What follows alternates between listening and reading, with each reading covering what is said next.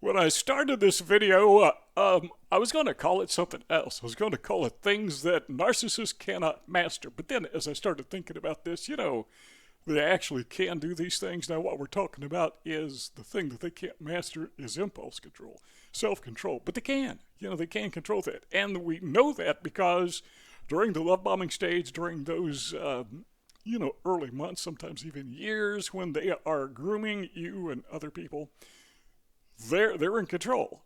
They know what is right. They know the difference between right and wrong. They know how to be nice, how to be mean. We know that because they're being nice. We know that because they're in control. So they know the difference. And they know how to do it. But it seems to be extremely, very, very difficult for them to retain and maintain self-control. So what do we do when they don't have impulse control naturally? Well, what we do is we take a look at the way that they express or present that lack of impulse control. So we all know that our frontal cortex, that is the location in our brain of executive function, and a part of executive function is impulse control. The ability to not fly off the handle, not to throw a temper tantrum.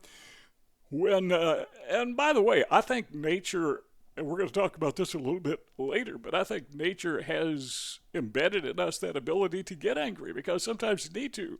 That's a self-defense mechanism. That's a way to fend off the bad guys. But sometimes it's not in control.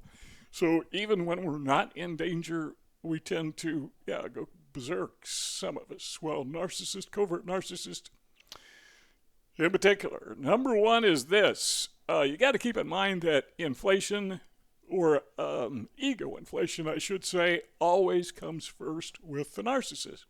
So let's think of somebody who has a dependency on, let's pick on me, dependency on food. Well, I guess everybody has a dependency on food, but I just love food. I like to eat. Now, a few years ago, I had this diet plan that really didn't work very well, but I thought, here's what I'm going to do. To keep from being hungry all the time, I'm going to eat just a little bit every 3 hours. I'll eat when I get up, and 3 hours later, I'll eat something else, small amount. 3 hours later, I'll eat something else, small amount. I'll have a controlled diet. I'll have controlled calorie intake, and I'll lose weight. But guess what happened? I started looking at the clock. Say it was 9 o'clock in the morning, and I just ate. Okay, I'm going to eat again at noon. So for the next 3 hours, I'm staring at the clock. No matter what I'm doing, I keep looking. Okay, are we closer to noon? And then, 12 o'clock finally came. So I had a little bit to eat. Next time I get to eat is 3 o'clock. The same thing. I just focused on the clock all the time. Okay, now here's the point of all that. The narcissist effectively does the same thing. His dependency is not on food. It might be. Or alcohol or narcotics or something along those lines. I mean, he could be dependent on a lot of things at once. But what makes him a narcissist is his or her dependency on ego inflation. So they're constantly effectively looking at the clock. They don't do this thing where they do it every 3 hours. They do it like every 3 seconds. I mean, it's just constant. So they are always looking for a way to inflate their ego. We call that supply. Anything that inflates the ego of a narcissist is supply. So if we're going to understand why these people just can't seem to control their egos, that's why. Now keep in mind that we absolutely positively know that a narcissist can control their impulses. They can control, they do have self-control. And we know that because in the early stages of the relationship, they go through the love bombing thing, the grooming, and they're very much in control. So we know they can control themselves if they want to, if they got to.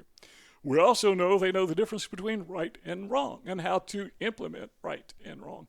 Because, again, during the love bombing stage, they know what's right to do, and they do it. They don't really want to, but they do it because it's part of their deception. So they know the difference between right and wrong. They can control their impulses if they so desire. They just don't want to because it's not natural for them. And as soon as they can break out of that love bombing stage and begin to abuse you, that's what they're going to do, and the impulse control goes out the window. So the first thing we got to keep in mind again is ego inflation for the narcissist. That is preeminent. Number two is the narcissist necessarily, in his or her opinion, must always be right. They can never, ever, ever be wrong. Doesn't matter what you're talking about. It could be politics, could be religion, it could be what time it is. They'll argue about just about anything. They always have to be correct, even though they're not correct. And if they're not right, they will argue about, they'll try to twist it. Somehow, some way, they will take and they'll make it sound like they said something that they didn't say so that they were actually right. You know how this works. You've gone down this road before, right? So they always must be right. They can't not. You know, their impulse control tells them you've got to argue about this. I mean, they don't stop and think about it. It just comes out. Number 3 is they always seem to reject advice. Now, again, there are times when they have to take advice. I know guys who don't work. Narcissists who don't have jobs because they don't want anyone giving them advice. They don't want the boss, the supervisor, telling them what to do or how to do it. They don't want to be under somebody's thumb. One guy actually used that expression. So what do? They spend their lives, some of them spend their lives scamming people. Okay, now they feel like they are in control, but they can't take advice. You don't tell them how to do anything. They tell you how to do everything. That is what we're talking about when we say one of the skills that narcissists can't seem to master, even though we know they can do it. They just can't seem to finally, totally, completely get a handle on it, because if they could, they wouldn't be narcissists. So it's effectively just one of the definitions, I would think, of a narcissist is somebody who can't control himself, somebody who has an impulse control problem. Number 4 is they can't be criticized. This is kind of like they can't take advice, but it's on the flip side of it. They can't be criticized. Try it sometime. You got a covert narcissist or overt narcissist that you know. Say something critical. I mean, just sometimes it's just a really small thing, and you're even trying to help, and you don't intend at all to be combative or to even have a little conflict. But that's not the way they see it. If you disagree with them in the least little bit, they consider that over-the-top criticism. Now, criticism, as we all know, is like a two-edged sword. I know during the 12-year tenure that I was a pastor, there were people in my church who just would not stop criticizing. And it was always behind your back. It seemed very seldom would they come talk to your face. But they had this spirit or this attitude of criticism constantly. And I could see where anybody would be bothered by that.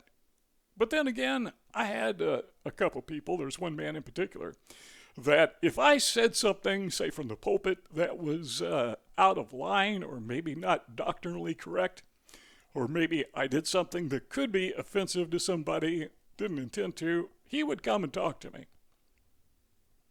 And that man's criticism was so very useful because he managed to keep me out of so much trouble. So there are two different types of critics. I mean, again, it's a double-edged sword. So there's some critics that are very helpful, and some critics are just jerks. They criticize just so they can get their ego boost. It's kind of like they're narcissists, where they have that tendency toward narcissism. But the full-blown narcissist, no criticism whatsoever, not even helpful, beneficial criticism. You never, ever tell a narcissist how to do anything, even if he or she doesn't know how to do it, because they will accept that or assume that to be criticism. All right, number 5 is this. Have you ever noticed when you're talking to a narcissist and you're telling a story, they always have a better one? You could be telling a story about maybe you had surgery. Older people can identify with this. So you had a surgery, and the narcissist will tell you about his surgery, and of course it's more severe. Maybe you were in a traffic accident, and you're going over the details, and the narcissist says, well, you think that's bad, let me tell you something. His accident was much worse. Now, he may have to embellish a little bit, but he always has to have a better story. One-upmanship is what we call that. Number 6 is they don't even consider. We talked about giving advice. They don't even consider somebody else's opinion. Have you ever talked to somebody, and it didn't matter what they said, they interrupted you and started shouting at you? I mean, maybe not really loud, but just being obnoxious. This happens a lot if you're talking politics, if you're talking religion, if you're talking sports, the three things you never want to talk about. Unless somebody agrees with you, which they seldom do. 8 billion people on the planet, no two of us agree on everything all the time. But you start expressing your opinion, and no, we're not even going to consider that. That is, you are so way off base. You're a heretic, or you're whatever you call heretics in politics, or what do you call a heretic in sports? I don't know. If you're up for the other team, you saw the foul committed, he saw the foul committed, and you both have a different opinion. The narcissist isn't going to listen. Doesn't matter how the foul was called, whether it was for his side or the other side. His opinion is always right, which is, if it was committed against you, of course it was a good call. Against your team, that is. But if it was committed against his team, no, that was a bad call, obviously, and he doesn't want to hear about it. That's how narcissists think. Now, that may be a bad example, because I think all of us do that to some degree, but you get the idea, you get the point. But they don't even consider anything that disagrees with them. Number 7 is they have no affective empathy. And we all know there's 2 different kinds of empathy. Actually, there's more, but 2 basic kinds of empathy. Number 1 is affection, affective empathy, and number 2 is cognitive empathy. Narcissists they just excel in cognitive empathy. That is to say, they can read body language really good. They can read facial expressions, and they can mimic them. They're good actors. I mean, because they have cognitive empathy. And they use that against us. But affective empathy, they have no affection. None whatsoever. They just, well, maybe a little bit. But the narcissist that I have known, the only time they have been able to muster affective empathy, it wasn't real. They were just faking it. They were just pretending. It was, again, as we mentioned earlier, during that love bombing stage. But how that manifests itself is they just can't control themselves. That impulse control just is not there, because they don't have empathy. You don't try to control yourself. I mean, you just don't care. All right, number 8 is this. They seem to have a serious problem controlling their rage. Well, let's remind ourselves that during the love bombing stage, yeah, they can control it. So we know they can control it if they want to. Yep, they can. But they don't when it gets on into the stage in your relationship where they are abusing you. They just fly off the handle at the smallest, sometimes the dumbest little thing. Now, the way that I like to explain this is in your car, your vehicle, whatever it happens to be, you got this instrument called a horn. It is there for a reason. In some areas, maybe all of them, it's illegal not to have one that's functional. Why do you need a horn? Well, it sounds an alert, right? Now, there's some people who don't know how not to use a horn. I don't know too many people like this, but I recall when I visited China, when was that? 2007. It's been a while. But, the guy in the van picked us all up in the airport, Chinese guy. We couldn't understand him. He couldn't understand us. Well, some of the people could, because they spoke Chinese, Mandarin. But on the way from the airport to the hotel, the guy just laid on his horn constantly. It's kind of like, who needs brakes? I got a horn. Somebody walk across the street and he'd blare at him and, point to him and make a face. That's not how you use a horn. The horn on your car is there for an emergency. Now, this goes back to kind of what we were talking about a little bit earlier, and that is sometimes we get angry, and nature, I believe, gave us anger, gave us rage as a self-defense mechanism so that we can protect others, puts us in a state of mind where we can fight instead of flight. But some of us, when it comes to anger, we're speaking of narcissists now, they just lay on the horn constantly. They're always mad, it seems like. You ever heard of an abusive father, maybe abusive mother or somebody else? Have you gone to school and had somebody in your class who was just mean? They're just laying on the horn. They're just mad all the time, and they have fun being mad.